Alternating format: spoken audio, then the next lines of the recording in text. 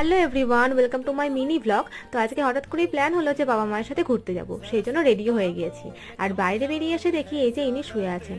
এর নাম হচ্ছে অ্যান্টানা, মানে আমি দিয়েছি। সবসময় লেজটাকে নাড়াতেই থাকে, সেই জন্য নাম দিয়েছি আমি অ্যান্টানা।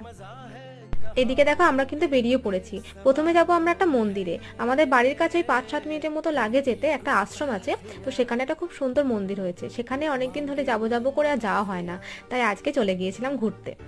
আর তারপরে এদিক ওদিক ঘুরতে গিয়ে দেখি এই যে পুচকুর সাথে দেখা, তো ওরাও বেরিয়েছিল ঘুরতে, তো ওদের সাথে দেখা হয়ে গেল। আর এখানে সবাই মিলে আমরা চাও খেয়ে নিলাম। আর যার জন্য মেন বেরোনো, সেই যে ফুচকা খাওয়ার জন্য। তো মা আর আমি একটু করে খেয়েও নিলাম। আর তারপরে চলে এসেছি এখানে একটা রেস্টুরেন্টে।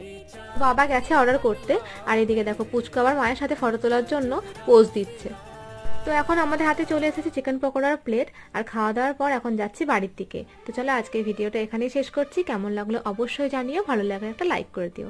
টাটা।